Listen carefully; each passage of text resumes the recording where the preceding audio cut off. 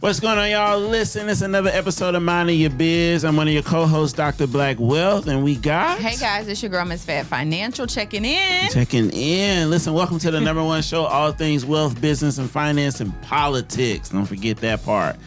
We're kicking in live, man. Make sure you like, share, subscribe, hit that bell. Don't forget, if you're looking for any type of advice, financial, business, tax related, email us at info@mindingyourbiz.com. We'll start reading those live or part of the episode.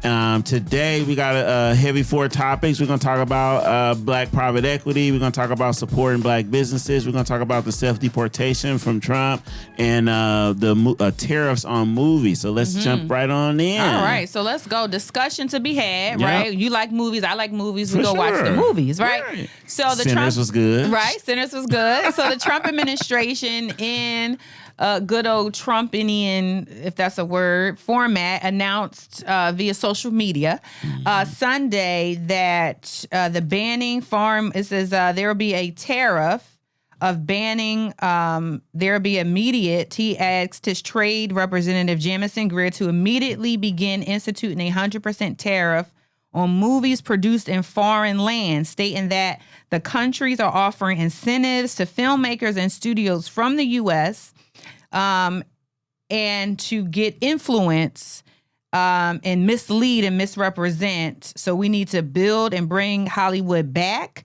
Then on Monday, he did kind of walk it back a little bit. He says there's no final decision. So he kind of put it out there like, hey, it's a thing. I might be toying with it, but not. But the bigger discussion, I guess, on a business level is how would you feel as a if you were a movie producer in a movie industry, as a true capitalist, would you be for or against a tariff on the movie industry?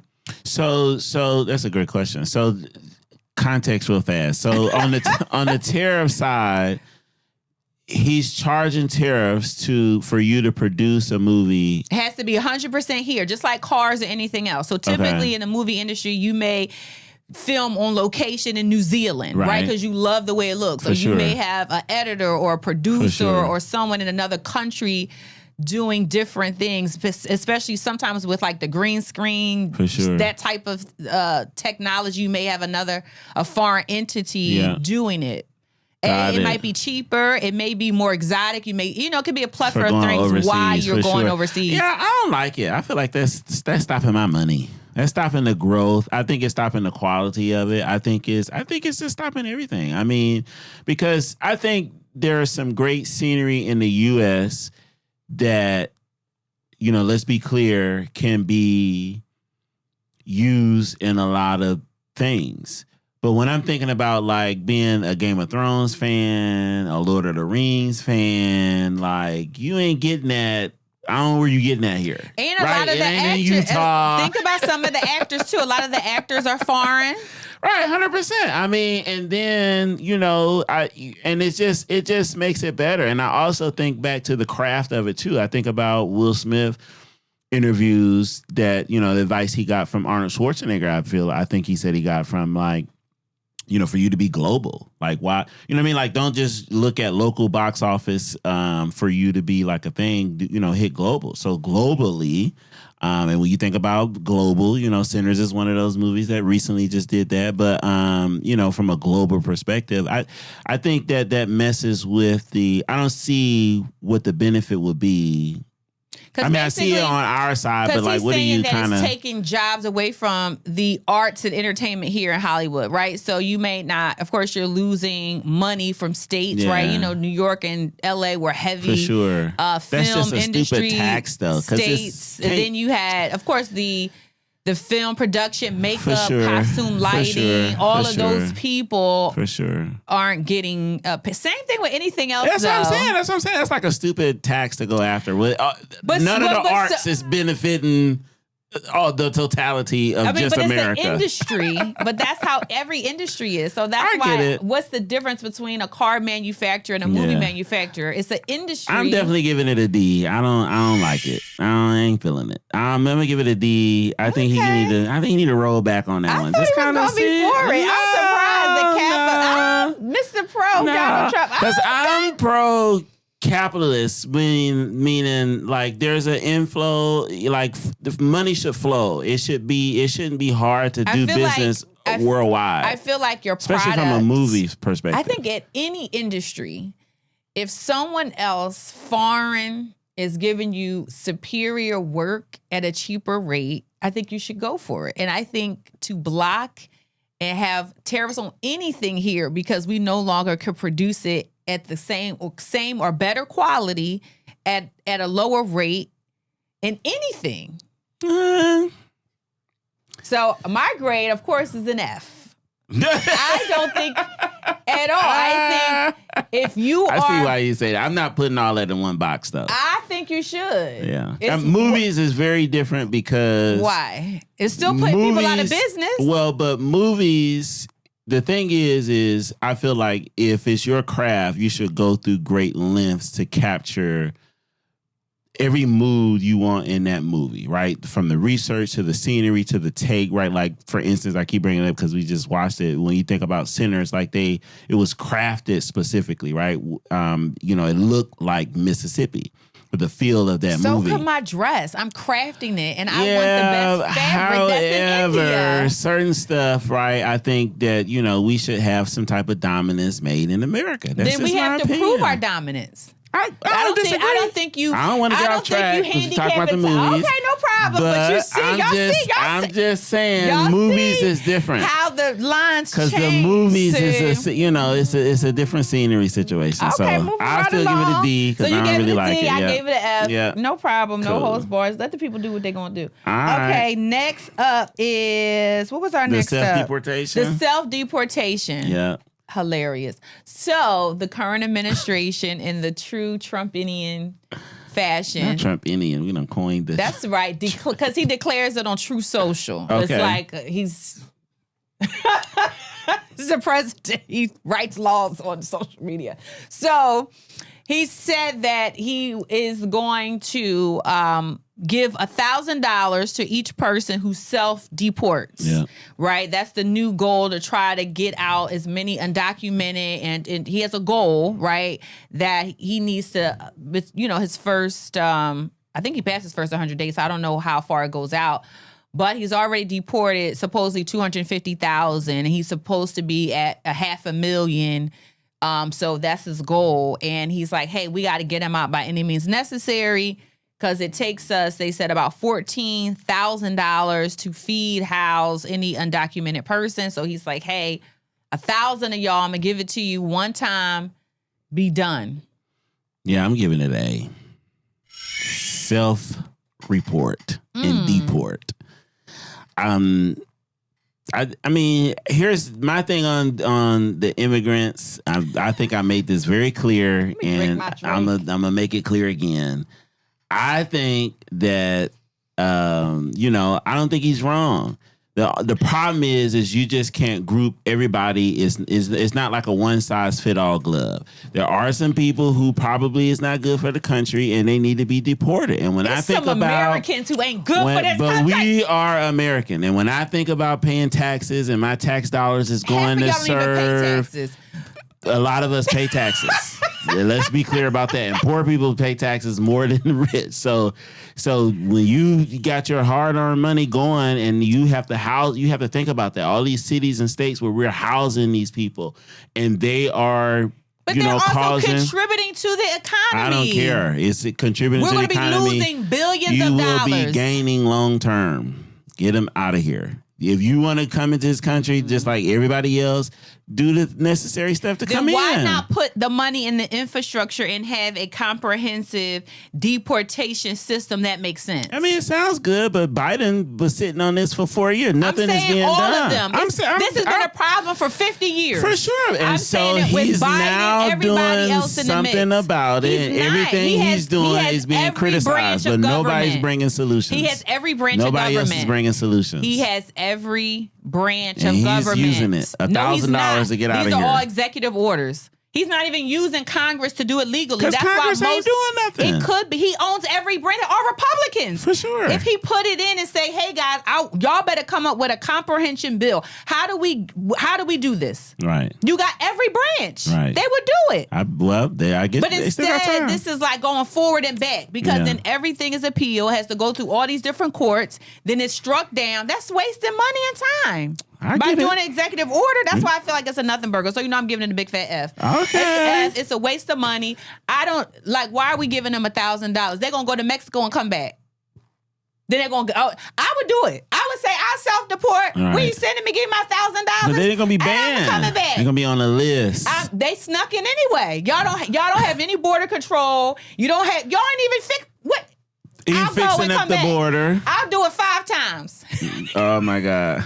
All right. Anyway, my grade on this, I like it as an A. I think it's something. We moving towards something. It might not be the immediate fix, but if Congress want to put a plan together, put a plan. He been making it clear that these immigrants has been a problem. Nobody's been talking about it but him. So then say, guys, give me a plan. How do we keep the good immigrants for sure and get rid of the bad ones, right? Because he's saying all these murderers and killers, right? Find the murderers and killers. All the abusers of the food stamps, all that. Housing. Find them then. Get them. Medical. Put it together and find them. How much medical costs? So anyway, listen, if you're a business owner, LLC, S Corp, partnership, or C Corp, and you need to file your taxes, come to Eagle Financial Group where we can file your taxes. We specialize in business taxes to make sure we file and give you all the tax strategy savings that you need to put money back into your business. Click the link below, set an appointment, book a call, and our team will reach out to you. That's my thing on it. Next thing up on the list. Listen, we talking about supporting black businesses, the Wallow versus Ryan conversation. Oh, Lord. So Wallow was seen live at a conference, basically with so much passion, and was like, we not supporting black businesses just because they black. They want good service, this, that, and the third. Ryan comes back and say, I'm not in total agreement. I think we should support black businesses, right? It's just a different approach to it. So the question is, should we just support black businesses just because they black? And if we do or don't, what is black people needing to bring their level of support up, I guess? Okay. So A, are we supporting just because we're supporting? Right. Yes. You're going to get my business initially from the gate because you black. Right. But you might not get it again. Right. Right. I am always going to, anywhere I go, if it's a black person selling something, a black restaurant, a brunch spot, I am always going to go because you're black. Hey, I heard about this black on so-and-so. I heard about this. I'm going to go. Hands down. Yeah. But you might not get me again. If the service is bad, if the food isn't good, and I'm not gonna yell from the rooftops, oh my God, this is horrible. This is why I don't support black businesses. I don't like that asterisk next to it because we have bad experiences with all different types of businesses, and we don't say that's why I don't go to white businesses. That's why I don't go to 100%. Asian businesses, right? I don't like that. First narrative. time this came up was Target.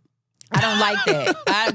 We're like the old beat up dog. We'll continue to go when someone is mistreating us and abusing us. So I don't like that narrative. I don't like it. But I do not go if I don't like the service or the food again, right? If I receive something in the mail and I buy it online and I didn't particularly like the packaging, or I didn't like the way I got it, or I can't reorder in a way that makes sense, or you don't have great customer service, I give certain space and grace depending on what it is.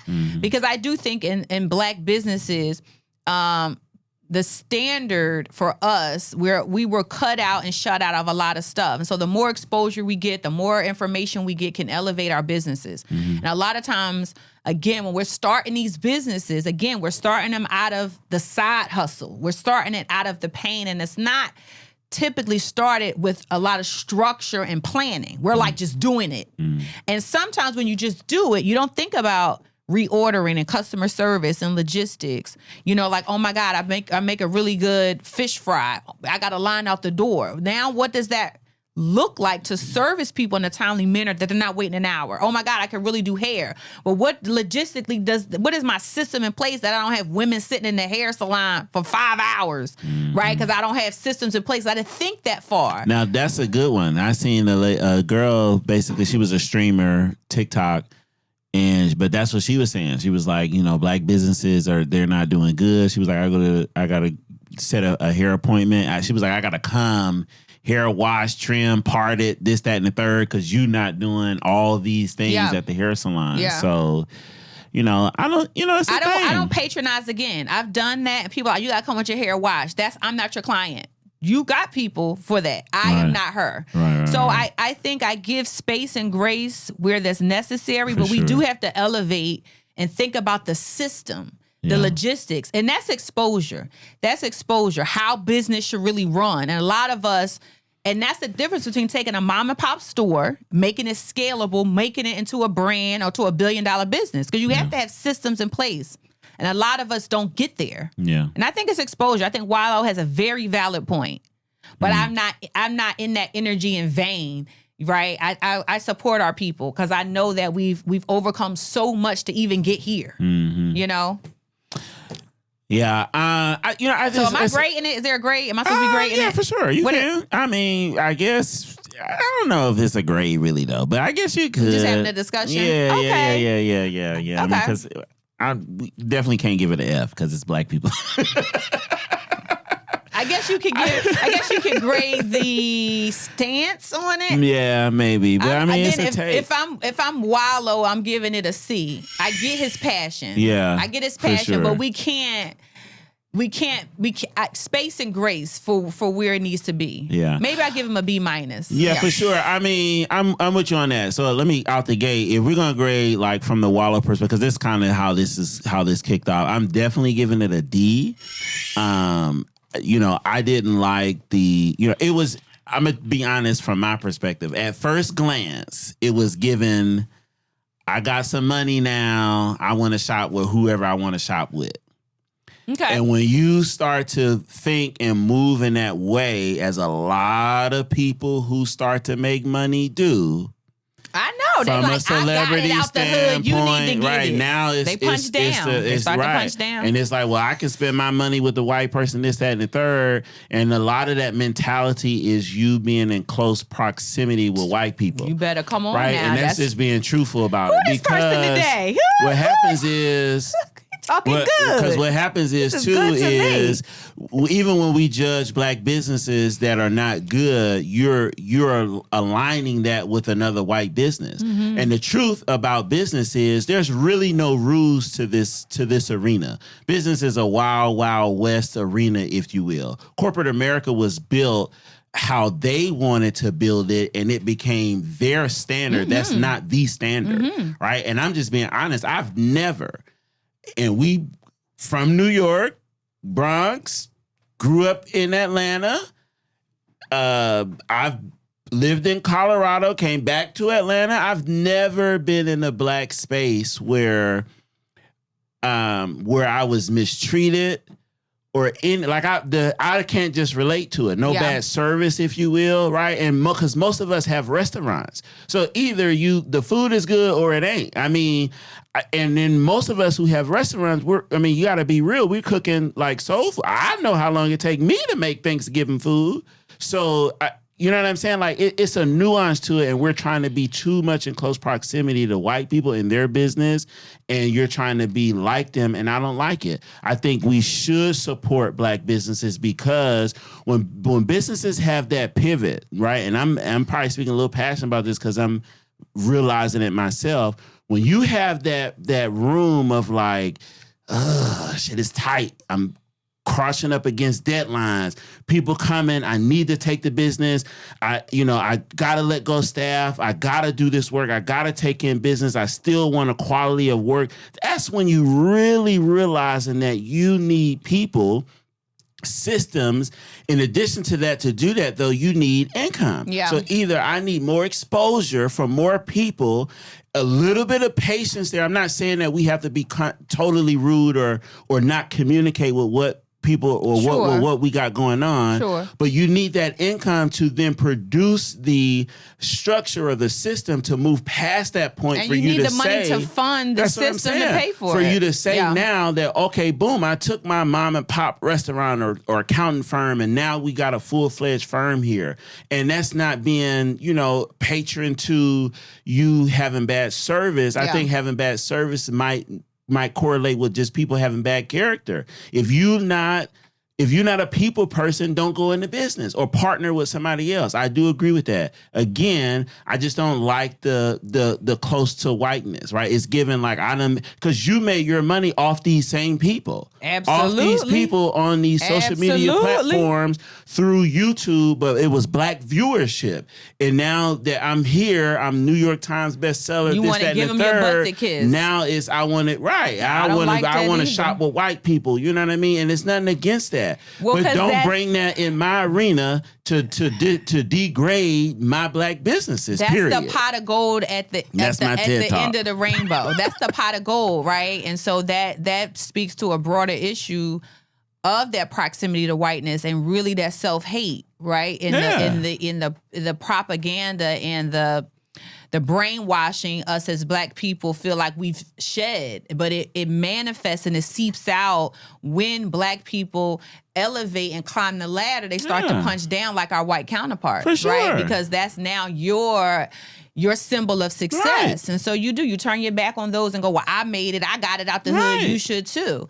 And I totally agree. I don't like it. Think about it. You bring the context again, centers, when we're talking about the Asian community. Now, I have definitely been in beauty supply stores with my wife being monitored and watched. And we go back. And we go right back in there. Beat up dog. And so those That's same black people with them same attitudes spending their money and they making money. Yeah. They making $500,000, $1 million a year, sending their kids off to college and stuff like that. So there's dollars to be circulated. And I think we owe ourselves that room to grow, prosper, patience to develop. And it's on the business owner. Yeah. Do I want to be a mom and pop situation or do I want to grow? And that's a question that they have to answer and then respond to the marketplace with. Yeah. But don't do that. Don't do that. I think the consumer, I think us as consumers have a certain responsibility, but I also feel like as small business owners have a certain responsibility. Right. I think people in that space, like if I was Wallow, he has a tremendous amount of influence. I would then say, hey, let me partner with you, Ryan, at the Gathering Spot, and I only want small business owners. Let's show them that's the problem too. Let's show them how to elevate, right? 100%. Sometimes we're so combative and let's conflicting. have the conversation about it. Absolutely. Ryan been doing this just too. Right. Let's bring in small business owners, and I mean business owners who are, $2 million and under. Yeah. Let's bring them in and talk about how they make their systems more effective, 100%. How they elevate customer service, how do they source products, right? What are their automations? What are their systems on the back end to make sure that they are giving tremendous service quality to our people, right? Let's talk about the solution versus demonizing 100%. And saying that's why I don't do that. Right. Because I feel like you just invest in them. Absolutely. Now you're making the money. Throw your money into it. If you see it's a good product, but they need certain. That's an investor. That should be an opportunity for you. I see you have a good product, brand awareness. If I put 100,000 over here, we can take you from Atlanta to Southern region to whatever that looks like. But we're not coming in there with that outside view. Absolutely. That brings in a bigger picture that is our next topic, which is private equity. For sure. Right? Because you want to invest in your people. You see our people and you're viewing it with our eyes. Yep. The same way that people could see Dapper Dan cutting, trimming Louis Vuitton. Someone should have said, yo, that's a business because we consume. Or you know what? Even if it's a beauty salon, even if it's a wave cap. Even if our culture, we spend money on us and how we maintain us, they don't see it. They don't invest in us. I mean, shout out to my guys, man, Kyle, Big Ice Cup on the Grits and Egg podcast, man. They do the knowledge, and I'm saying because let's be clear about this. Let's be clear. If I'm a business owner, you know what I'm saying? I get real this is real moving for me because if I'm a business owner, let's be very clear about this. There's a reason I started a business for whatever my reasons are. Either I didn't cut it where I'm at or I wanted to do something great. Yeah. But I'm putting my faith into me and then into y'all to produce a good product or service that then serves you. This is not an easy position to be in. On my end, I have to grow and develop as a person, unlearn financial undisciplines I never was disciplined in. For sure. Try to then hire and produce a good product in a timely and speedy fashion. I'm serving one to many in most cases, no matter how many people I may employ or not employ, right? And please believe me, this is no sympathy to say, like, to have sympathy on the business owner, because I promise you, if there was a different path for me, I probably would have taken it. But I know this is the only path. This is my path. You understand? So most business owners go into this thing with that same rhetoric. Yeah. They're putting their all. You don't know what their life is like in their but typically home. You're not with your You're family. not with them. You're That's what I'm saying. That's what I'm saying. You don't know the sacrifices people are making to try to do something good. Yeah. So I can understand a critique, because we business owners is, hey man, add a little salt. Yeah. What can we do to make this better? I definitely do that. But don't then have influence and then use your influence to demonize the people black who raised business you up. community of those same people that gave you dollars. It just don't make no sense to me. They're your viewers. That podcast that's not now, although white people are into hip hop probably way more than black, or I'm not going to say way more, but the numbers are up there, that still doesn't deviate the influence that black people had. Let's be clear about that. His second act is from black viewership. That's what I'm saying. We ain't talking about when he was no rapper. No, I'm talking about right now. Right, his influence right I'm saying, now I is know black they big viewership. on, all the podcasts. We got Our Heart, all that stuff is heavily white, maybe used. Some of your sponsors and the corporates coming in because they want 100%. access to your watchers. Right. But the people who watching are you and I, are black people. Right. Now, it might be a sprinkle too in there. Yeah. But listen, his podcast is black For folks. sure. Like, make no mistake about that. So don't use the money. You understand? So jumping in, like you said, into our next thing is the private equity side. I think I'm very passionate about this, not just from private equity, but from private equity to venture capitalists to some type of investing to you just starting a business. That is your only answer to black, or one of the only answers to black success, right? Everybody's not going to be a business owner. That's 100% true. If 10 of us become private equities or investors, that's 300,000 jobs, right, per business that could be had where black people have now employment. They have a chance to fight for merit, right? Not just off the basis of your skin color or your gender or none of that other stuff, right? I've been looking deep into it. There's some black people that are in private equity, and that world. There are a few who have their own firms, right? But there are a lot of people who have their firms, like I said one time before, Robert Smith, love him to death. You look at his board, there's no black people on there. Yeah. And it cannot be that black people are not qualified to do it. I think it's just lack of exposure to that world and business at that top level. But I do think that sometimes... So we need more. We definitely do. I think... Just to go back to it, I think some of it is where you do have influence. You invest where you can. And if that's a business opportunity for you, you can do it. Yeah. I know Hemp 500 does that tremendously. He partners with so many different businesses to take maybe 10, 20% of equity. I don't know what his percentage is, but he's like, hey, I've mastered the thing, which is marketing, the local Shark Tank. Let me go back and help a person who's making 50 grand. If they're making 200, that's still life changing for them. Maybe they don't reach $1 million, but if they get $500,000, that's changing them and their family's trajectory. So I think Shout out to Rashawn. He's on is that how you say his name? Rashad. That's on Shark Tank.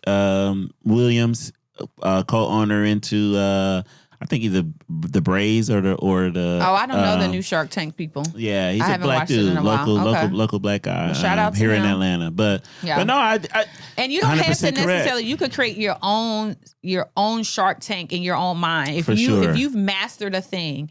you can invest back into a small business and give them something to help make their life easier because you've already trailed that path. And so I think going back into private equity, venture capitalism, I think that's something in our space we need more of, 110%, because we can identify our own talent and what that looks like. Yep, that's a thing in our community.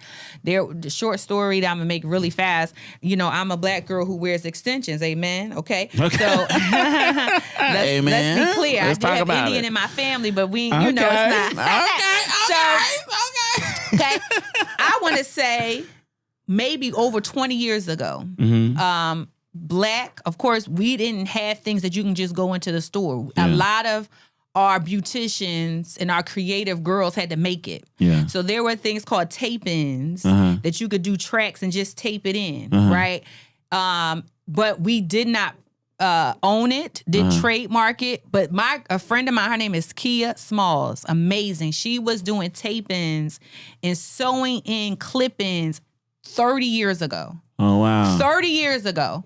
But there was no investor in that. She could have been now today you can go into a Chinese store and they got the clip-ins. You know what I mean? But she would hand take the weft, sew it on a little clip, boom, and then she would clip it in, right? Because she would just say, girl, you just need a little extra right here. Right? She would just, and it would look so natural, look good. But now it's $1 billion thing. That one idea. That if because we saw it, if a Black woman, Black venture capitalist investor says, wait a minute, this is a thing. That's what I'm saying. All of your clients are using these handmade stitch clip-ins. Do you own the trademark? Yeah. Right? How can we invest in that? Yeah. It's missed opportunity, missed wealth there. So I think more of us definitely need to be in that space. For sure. In that space. For sure, man. Listen, we talked about a lot today. You know,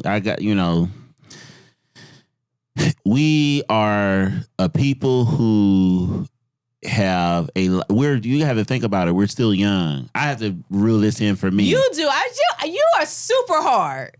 Yeah. You are so hard and you don't think no progress is made. You don't think nothing has happened. And I think that we definitely need to give ourselves some grace on where we are and the handicaps we are very much so young. We're like 30 years into building. And even as a business, I'd be like, man, I'm so behind. But it's like, no, you still space a baby and grace. To this. But that's the capitalist United States, get it fast, fast. You know, and that's not it's not sustainable. And that's not us as a people. For sure. We slow cook a thing. I'm 100% for sure. Marinated for days. We're gonna brine it. You know what I mean? Put it in the fridge. That beef is still in the refrigerator. You know what I mean? Then tap it on the grill. You feel me? Let's go. We slow cook a thing. So I'm gonna say, listen, I'm 1,000% in supporting Black businesses. Yeah. And I think if you see a problem, you should find a solution to a problem versus antagonizing a problem. Yeah. But we talk Black business, we talk Black equity, we talk the Self-Deportation, we talk tariffs on the movies abroad. That's another episode, man. Don't forget to like, share, subscribe. We'll see y'all next week. And hit that bell, man. Tell a friend, and we'll talk to y'all next week. Peace.